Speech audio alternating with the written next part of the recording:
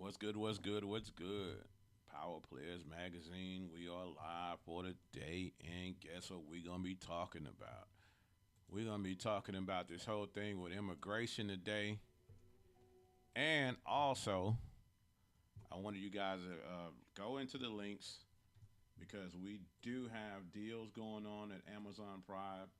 We are actually Amazon Prime Amazon influencer. We have an Amazon influencer page. Let me see if I can get to it. I haven't got my first check from Amazon or anything yet. Let me see. But you can check out my storefront. I'll try to run my storefront. Let me see if it'll get to my storefront. I don't have a lot. I got these cool hats. I got these. Look, my commissions are zero. That's how transparent I am.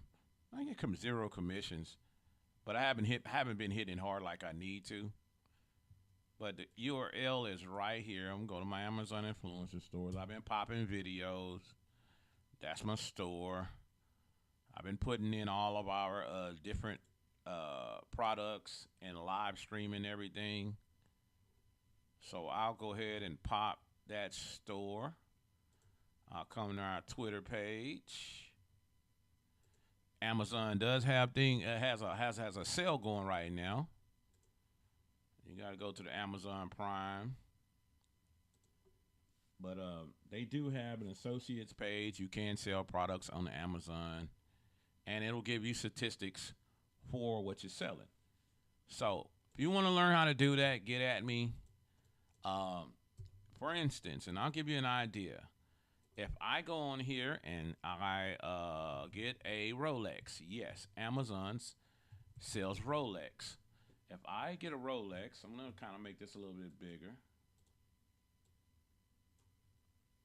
All right. If I get a $57,000 Rolex on Amazon, you get your tweet link up here and your Facebook link. And let's just say some baller buys it.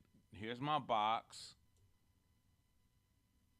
And I get this sold by just tweeting a link as an influencer on the Power Players Magazine page. Somebody comes, they go to our Power Players Magazine page, they see that watch, they click on it, it takes them to the page, and they go, buy now. They click buy now. You see, I'm getting ready to buy this $61,000 Rolex. I'm getting ready to place the order. I'm not getting ready to place the order. I'm just joking. But what I'm saying is, I would get a small percentage. I would get a percentage out of this Rolex watch. And if there's a gift code or a voucher, you can put that in. But we're going to go back to Amazon. And yes, Amazon does sell Rolex watches. If you're an influencer like myself, you get a percentage of what you sell. Uh, I was going over the story with NPR, and it is a mess at the border. I live in Texas. I live in Texas. Let me see if I can change my camera. Hold on. Let me see if I can change my camera to my wide stream.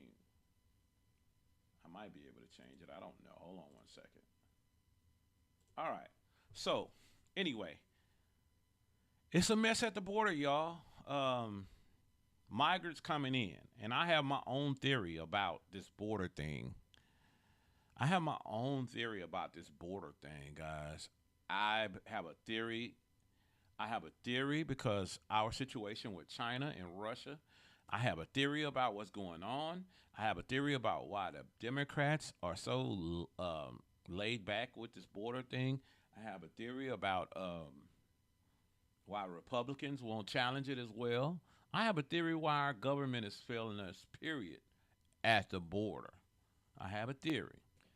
So, basically, we know that we're experiencing tension with China and Russia, North Korea, Iran. And some people want to make you think that the people who are coming through this border are just Latinx people from the Latin American countries: Mexico, Guatemala, Panama, Venezuela.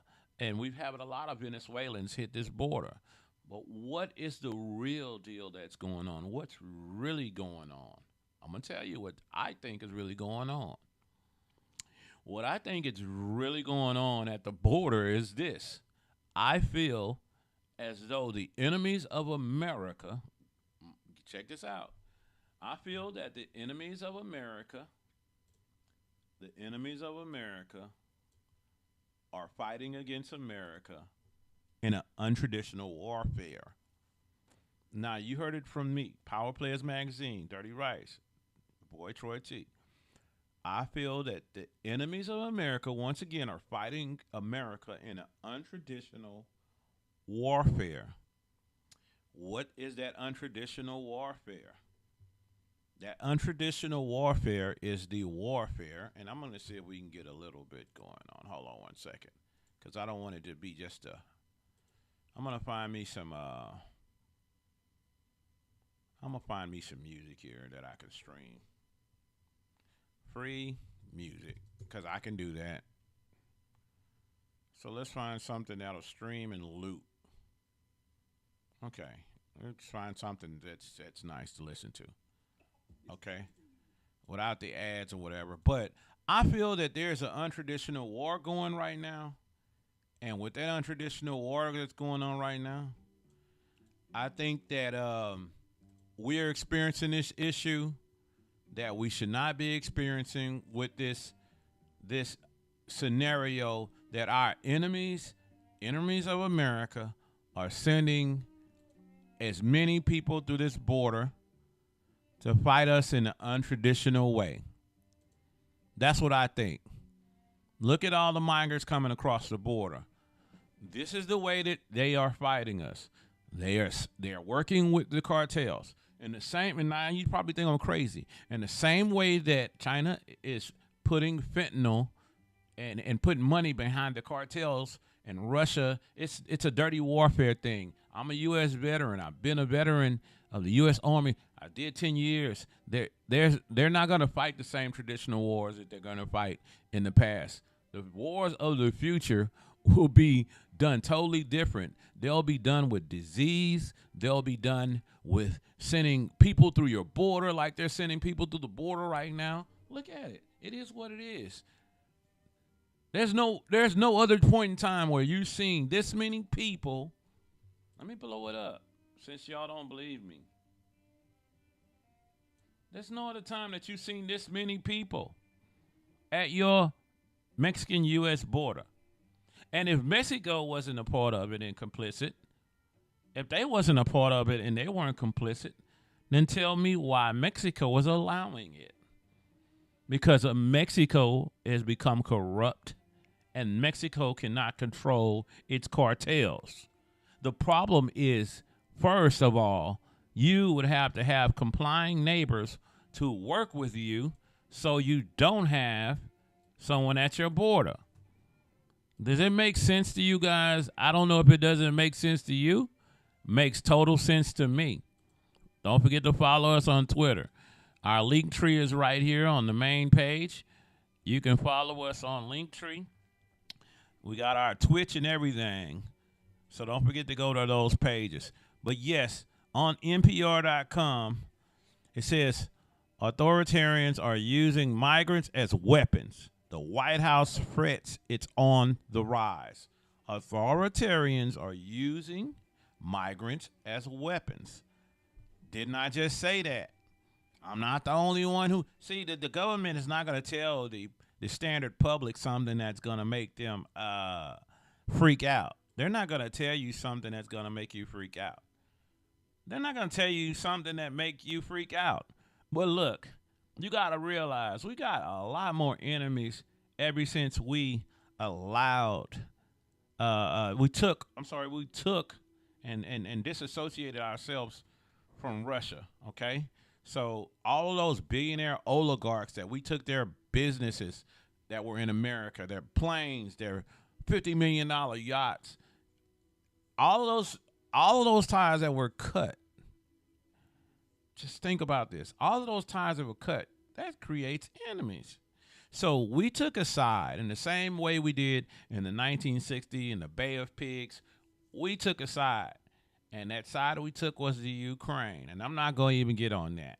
That's why you have people like Vivek Ramaswamy saying that we need to get out of. He's the only one that's going to go off code and say we need to get out of the Ukraine. Recently in the Ukraine, and I'm not pushing Vivek Ramaswamy because I got a whole nother bunch of issues with him. He sounds good, like a used car salesman. He sounds good until you get in the car only to find out that the transmission or the motor is about to drop out. But I'm not going to tell you that you should endorse this person or that person.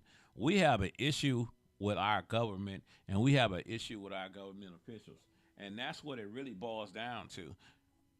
American public cannot trust its leadership anymore.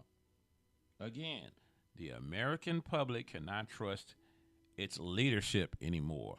We are at a place where we cannot trust our leadership anymore. And for that, the scenario that we are facing a scenario and a crisis.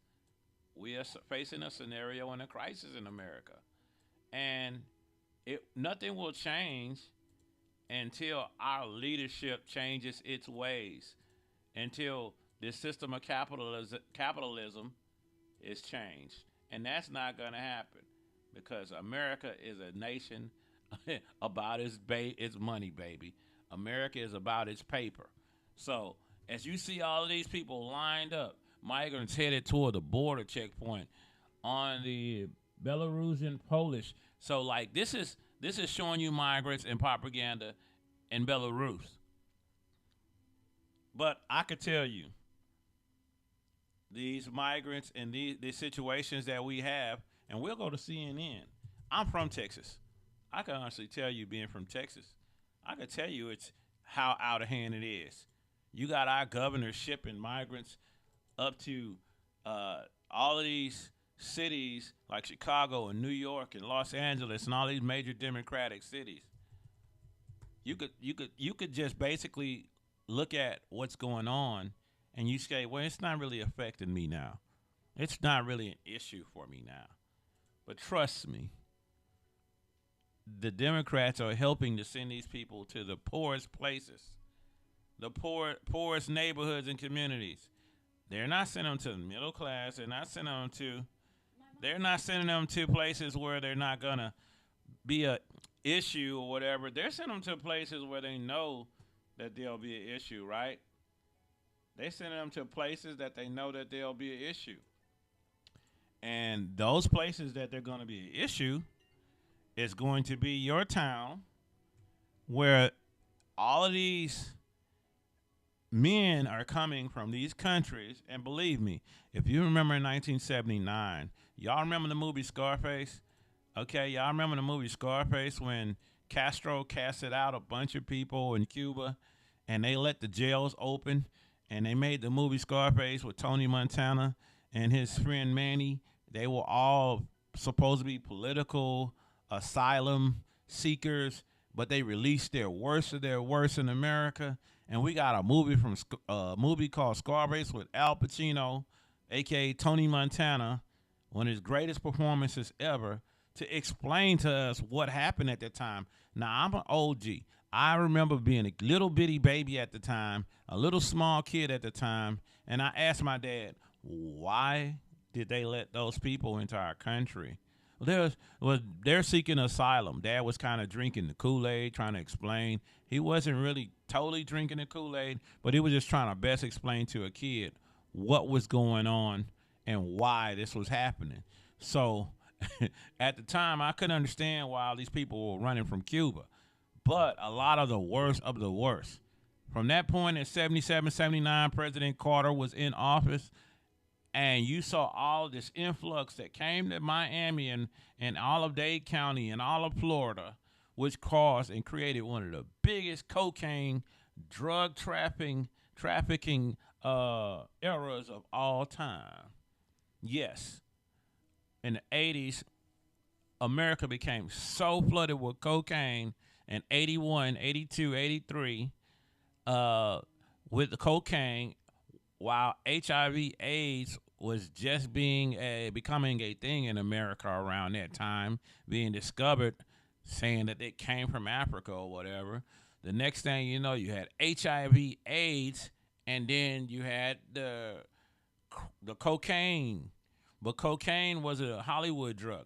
It still is a Hollywood and entertainment drug that they utilize. The reason why they utilize that cocaine is because they want to keep the artists then also working because it keeps you up and it also keeps you broke. Not trying to talk woke. I'm just talking facts. All this woke this and woke that. Y'all using the word woke the wrong way. But anyway, like I'm saying, I'm just spitting facts here. And if you don't believe me, to ask somebody that was alive during that time. So, with all of the migrants that came to Florida, it ended up sparking one of the biggest cocaine drug trafficking eras of its time, right?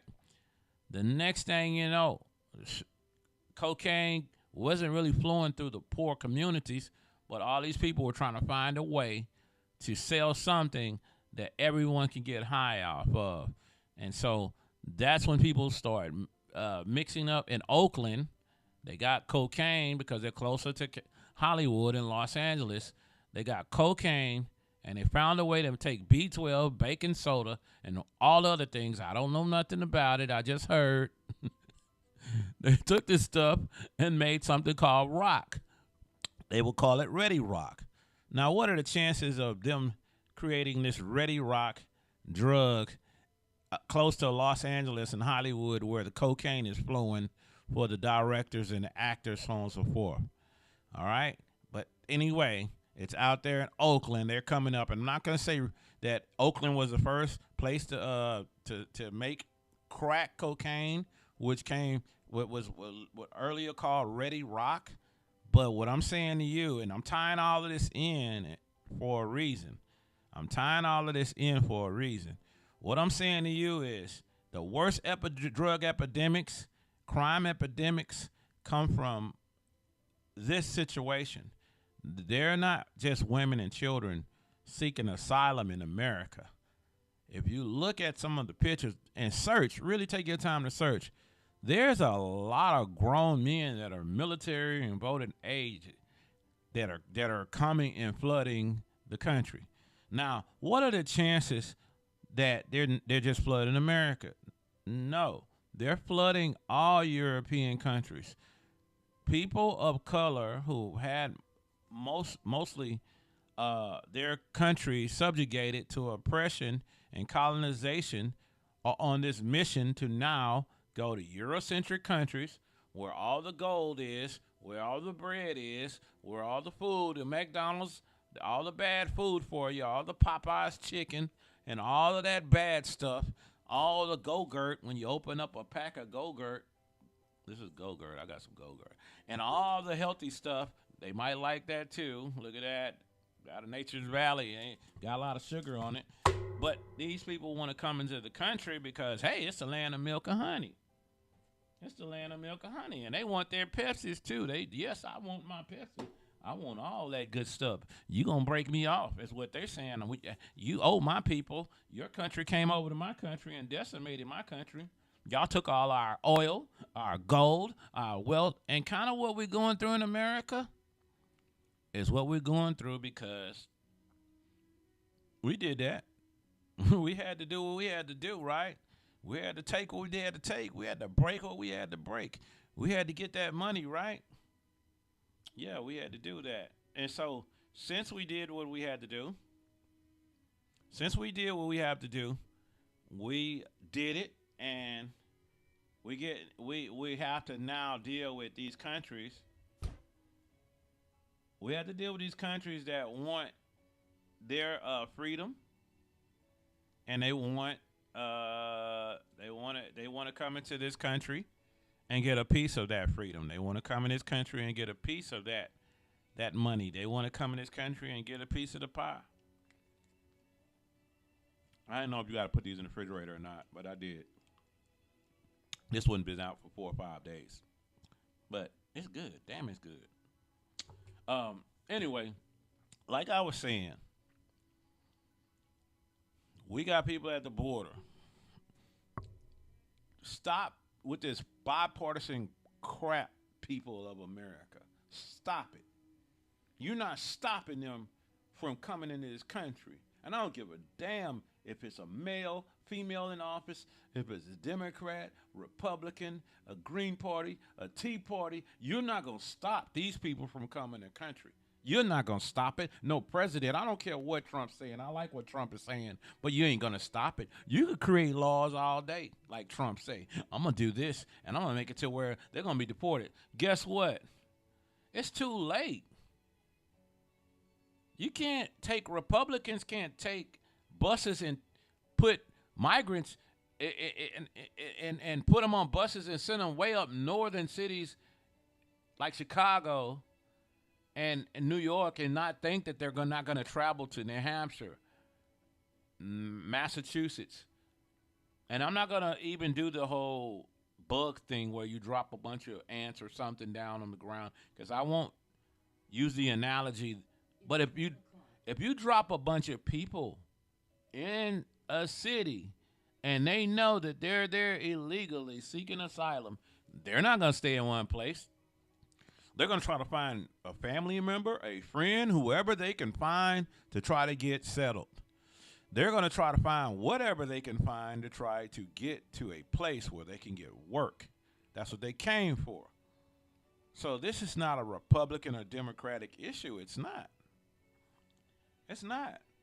It's not a Republican or Democrat issue. And y'all making it that as in you fighting, you're only becoming the what is it?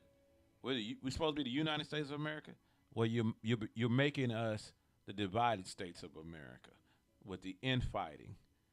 If two people in the house are fighting, and you live in a house, guess what I can come do if my next door neighbor, the husband and wife, is fighting?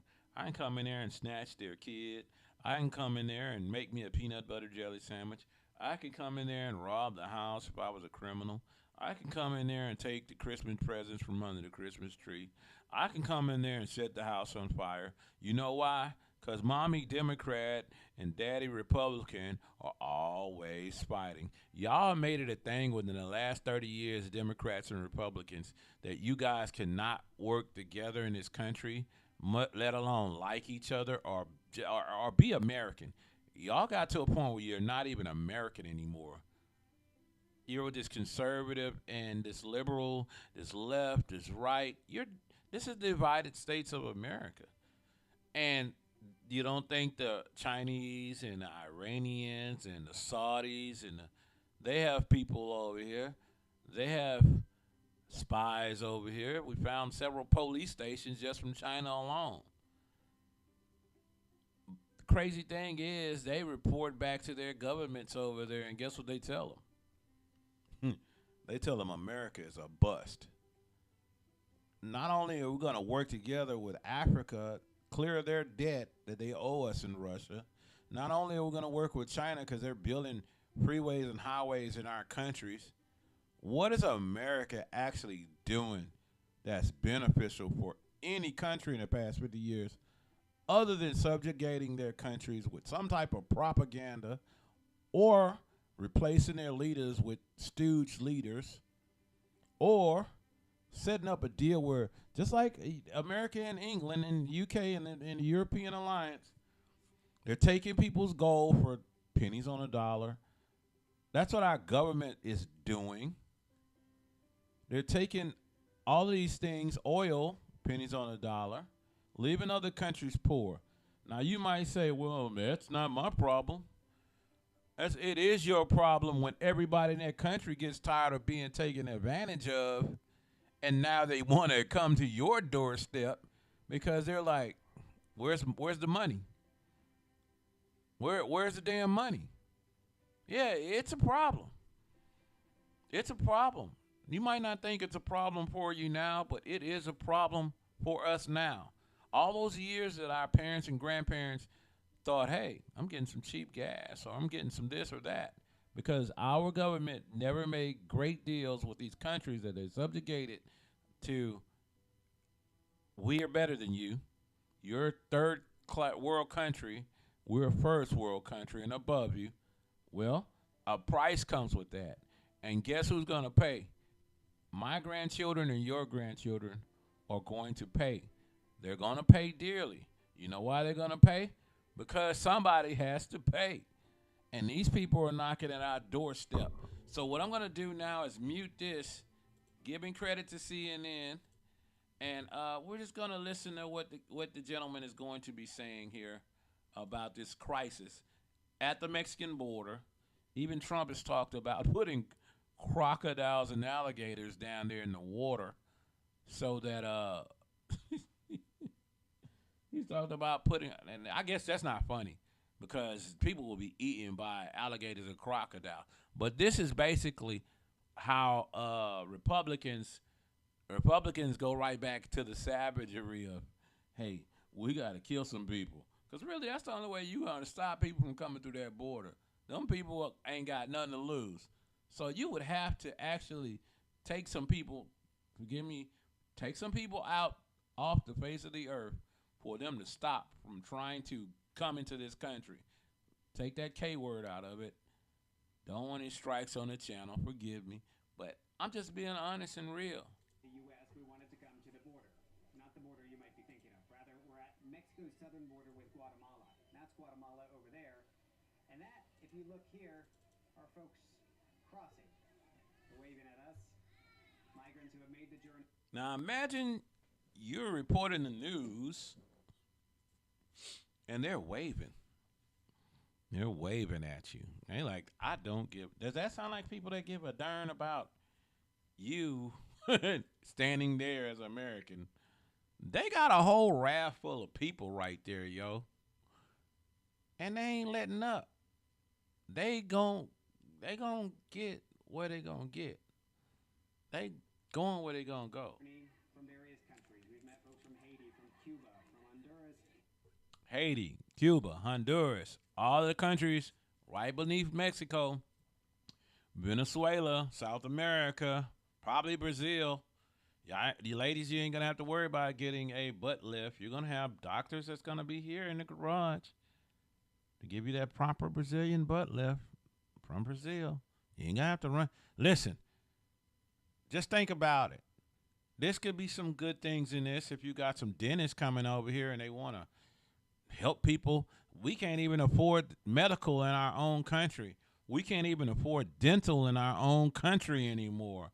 We can't even afford our own country and the things that we pay for. We can't afford as Americans, lower class. You can get more done if you're financially insolvent in America. If you're on Medicaid, you can get your whole mouth fixed. Teeth, crowns, put it back in your mouth if you're poor. But you can't get any of that if you're a working class person who's paying into insurance out of your check every month.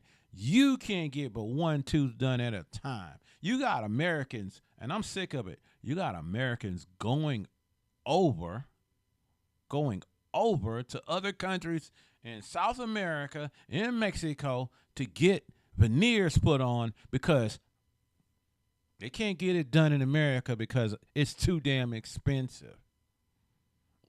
It's too expensive. In our country that we work for, we wondering, these people are coming here because it's like, they're like, it's better than what we got. It's almost to the point where I'm thinking, maybe we should go to their country and maybe if we can get some work at home jobs and still make money in America, like a lot of people are doing in California, they're moving right down there to that little peninsula of Mexico because it's cheaper. They got to move out of Los Angeles and San Diego and move below. They're creating apartment complexes right there in that little Baja, Mexico area peninsula below California because it's too damn expensive in California. Americans are trying to find a way to get relief with inflation, to get out, and these people are trying to find a way to get in. And don't give me that crap about they're the only ones that'll do the toilets and scrub the toilets, and they're the only ones that'll mow the grass. That's a lie. There's plenty of average American people like myself. I cut my own grass. I pay a yard man when I'm really tired and I don't have time sometimes. But I cut my grass too, 'cause I like it cut a certain way. So don't always buy into that. But a lot of people have bought into this laziness in America where we don't want to do anything. Let the immigrants do it. And we wonder, like it's okay to sow the seed, but we wonder why our country is what it is. Because the average middle class American has bought into the mindset that they're just one step away from being wealthy, like the 1%. And you're not. I'm not. You're not. Just because we got a little something, we work hard for, we got a little stuff in our home, we got a nice, guess what? We're one house note away from being out damn doors. We're one check away from the car. A lot of us don't have money saved up. Average American makes $30,000 to $40,000, $50,000 a year, depending on what region you are. We one check away from being outside without a home and out a car. And I'm talking about single parent households as well as two parent households, if you will. But the problem is our elite are the problem. See, the January 6th situation that happened, those were really people, a lot of Southern people, because I'm from the South, who just sick of it. And since Trump put in their mind we're going to drain the swamp, guess what happened? They thought, hey, there's our candidate. We need to really get some of those people out of there that have become intoxicated with the capitalist agenda, that don't want to give jobs back, that want our country to prosper. When I was a kid, we had steel mills and we had car manufacturing plants, General Motors all over the country, not just in Detroit, a.k.a. Motown. Y'all ever listen to Outkast back there when they talk about they live in Decatur? Andre 3000 talks about how his mama and the job layoffs in Decatur, how it changed them. Fort Worth, I believe, also, when you listen to Charleston White, he talks about them having having jobs up there and so on and so forth, and his mother worked for General Motors. There's once upon a time, young people, when we actually had careers in our country where we went to high school and we actually learned a trade. I actually took photography. That's why I'm doing what I'm doing now. I actually took photography in high school. I actually learned wood shop in high school. There was actually a wood shop to learn how to make wood dressers and things of that nature in America. There was actually auto shop taught in schools that we need to bring back. We need to put plumbing in schools because some plumbers are making six figures. Everybody can't go to college. And that's what these people see. They see a land of opportunity that they don't have. And the things that they see is all in between the stuff that we forgot that we used to do in our own country. Down here in Texas, there's people that come out of prison and start their own janitorial company and get bids and clean up stadiums and get bids and clean up offices and make damn near six figures after getting contracts and becoming trustworthy because of their background checks and so on and so forth. Cleaning offices. But guess what? I don't see American doing it anymore. All that stuff, we got to the point where we think we're rich like our 1% class. We think we're rich because we got a little something like the wealthy. We know damn well when we look at our bank accounts, there's only a couple of $100 in there, but we think we're rich. Back to what the migrant crisis and what I'm seeing here with this gentleman reporting on the story. Ultimately, though, many of them tell us, if not all, they want to go north. By the way, that's the official crossing, that bridge. Not many people using that. Instead, they come to this side, the Mexico side, and this is into a city that's called Ciudad Hidalgo. And they've set up little encampments. You can see here, you've got folks with tents set up. They've got clothes hanging. Look at this. It's more men than women and children. There's a lot of husbands there. And I can't be mad at anybody that's trying to better their life. They're cooking food. Cooking food. A lot of families, a lot of young children in particular. These people are risking their children drowning in the water. They were risking their children drowning in the water to get to America. And the plan for many of them is to be here in Ciudad Hidalgo until they can find a way, usually by bus or by car, to get to Tapachula. Listen here. They can get to the next city. Where are they getting food from? China, Russia helping the cartels. Oh yeah, they doing business. They feeding these people. Why do y'all think that Russia wants the Ukraine? Ukraine is the breadbasket of the world, producing more wheat. Damn near 70% of the world's wheat. It's money. It's about money. Ukraine has been part of Russia. They speak Russian. They speak the same language. They're two cousins or brother countries. And y'all talking about I support the Ukraine. You know how many times the Ukraine has been part of Russia broke away? Over 2,000 years of Caucasian wars. And there's a video on YouTube called the Caucasian War or something.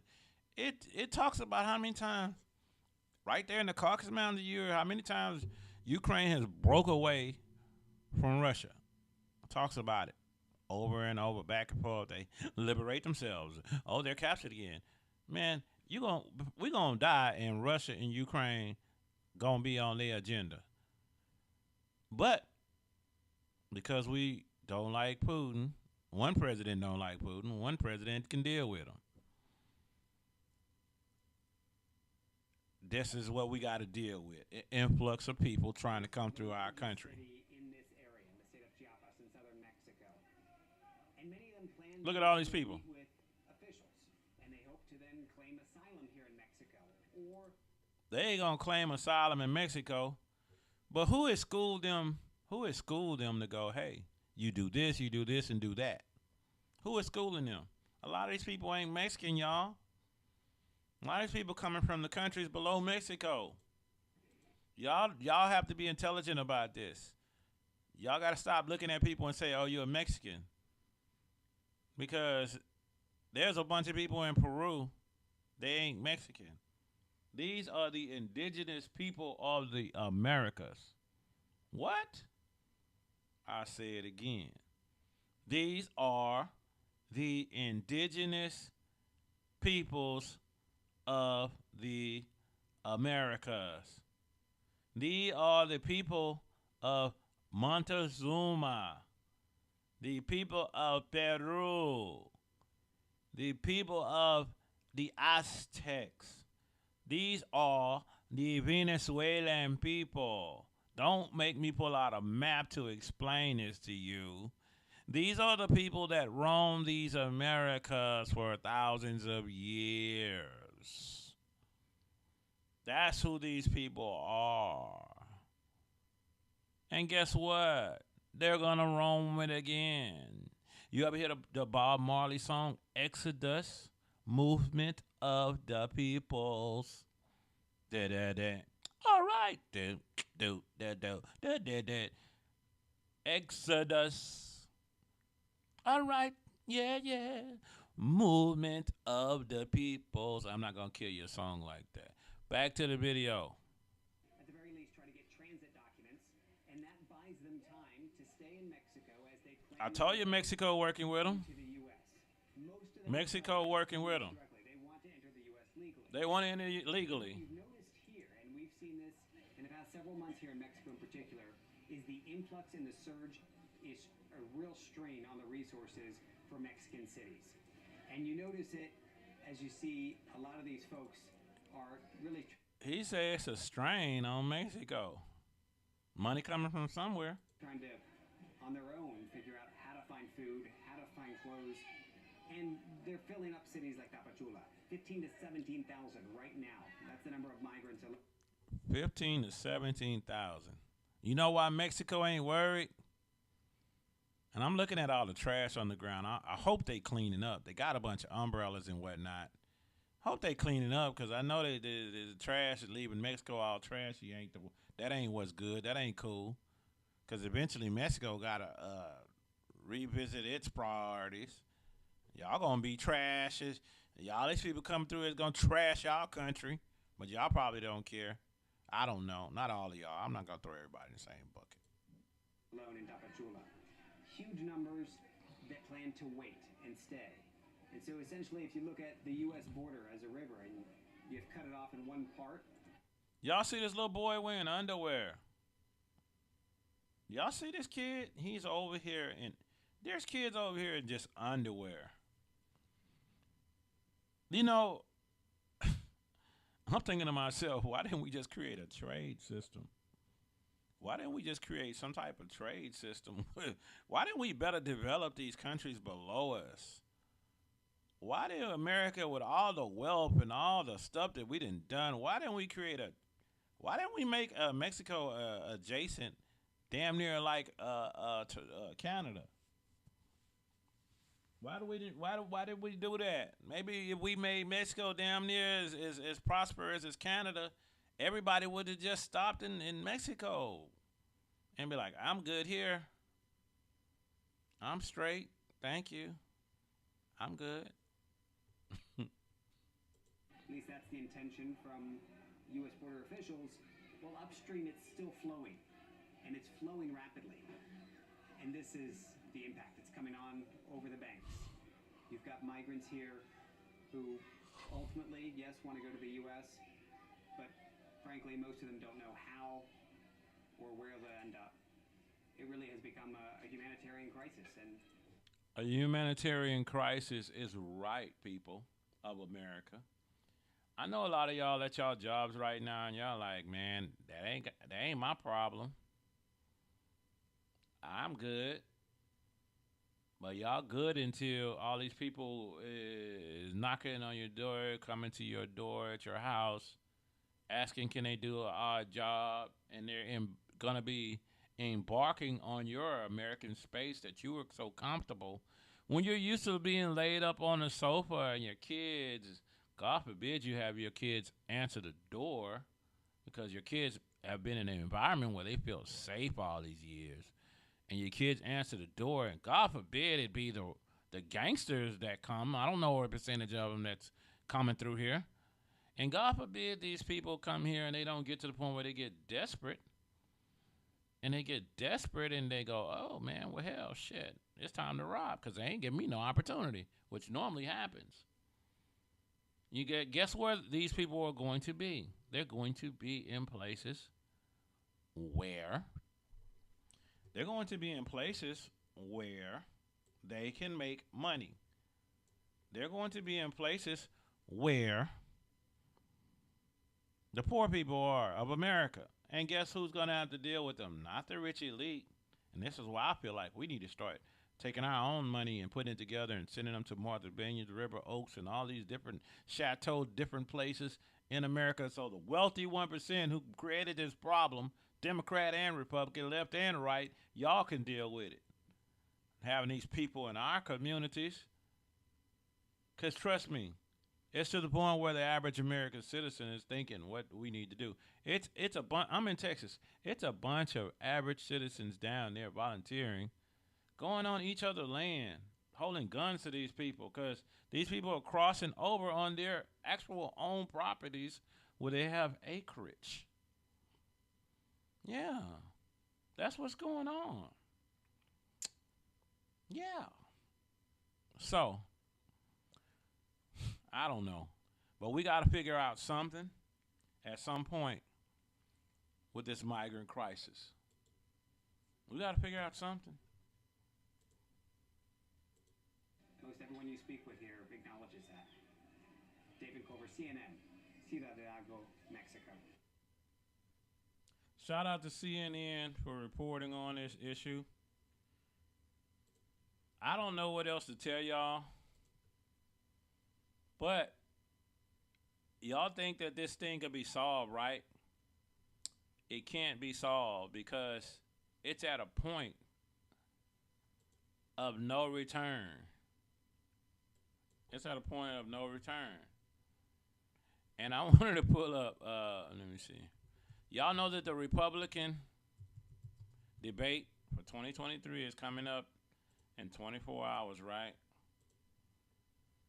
So right now they're focused on the Republican debate, and the moderators will be there. And honestly, I don't know if Trump is going to show up. I'm not sure if Trump is going to show up at this one. He wasn't on the last one, but I'm not sure how it's going to go. This Wednesday, racist frontrunner Donald Trump is once again planning to skip the event. There you go. Okay, what did he just say? Did he say Trump was going to skip the next debate? The Republican presidential primary debate is this Wednesday. Racist frontrunner Donald Trump is once again planning to skip the event. How you going to skip the debate? This dude got the lead, and he going to skip the debate. How you going to skip the debate, Donald Trump? I know you're in trouble. I know you're in trouble in different counties, cities, and states. But how you going to skip the debate? Instead, spending a week touring battleground states. He going to just stay in the... Trump is very smart, and whoever is advising Trump is smart. They telling Donald Trump, man, don't go up there on that debate stage, bro, with you being in legal trouble. You know what I think, y'all? I think Donald Trump could probably win this whole election with people just being sick and tired of being sick and tired. I think Donald Trump can win this whole election just based on the fact that people are sick and tired. He don't have to do one debate, and he probably gonna lead he gonna lead.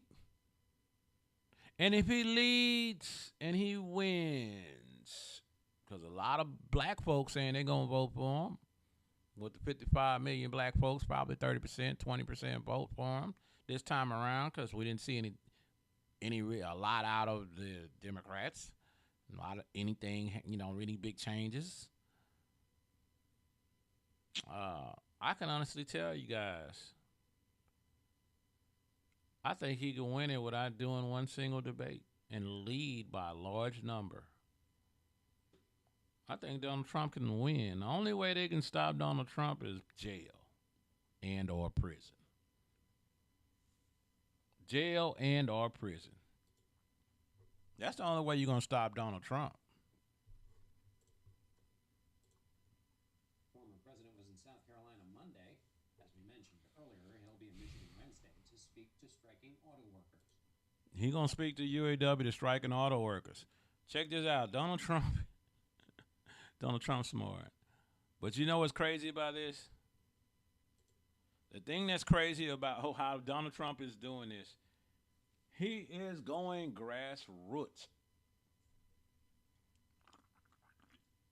Donald Trump is going grassroots on you guys. Grassroots. Matter of fact, if they sell a Donald Trump Funko, I don't know if they do. I got Star Wars, but if they sell a Donald Trump Funko Pop, I got Aretha Franklin. I'm probably going to get that. I'd probably get Biden just so I could hit it with the pin cushion action. I don't really care for Biden, but anyway. But yeah, this is where we are. We got a migrant crisis. Donald Trump says, this is what I've heard. I'm not going to quote him. He would take drastic measures to deport everybody. Someone said in a speech that Donald Trump spoke on putting gators in the waters down there that the people are crossing through. I don't know. Anyway, that's what we got going on. Donald Trump doing his thing. He has a large lead in the Republican side. I'm not sure. I'm going to have to research when the Democrats are going to do their debates. CBS News Chief Washington Correspondent Major Garrett joins me now. Major, a long opening question about the role of the Commander-in-Chief. After the January 6th attack on the Capitol, Trump administration officials authorized Joint Chiefs of Staff Chairman Mark Milley to call Chinese officials to reassure them that the U.S. would not wage war. Trump said Friday that that was an act, quote, so egregious that in times gone by, the punishment would have been death. So the former commander-in-chief and the GOP frontrunner is floating the idea of executing the chairman of the Joint Chiefs of Staff. Your thoughts? They're complicated, John, in the sense that in journalism right now there is this ongoing conversation. Do you take these posts on former President Trump's social media site, which read more and more like outbursts. Some have even begun to call them episodes and treat them seriously. And Now, y'all know, now check this out. Y'all know this about presidents. I don't care who it is. They only have a certain amount of limited abilities to do certain things. They just can't wage war. But a lot of the propaganda that you get from presidential candidates or ex-presidents who want to be president again is the fact that they talk a good game, hopefully to get it at White House.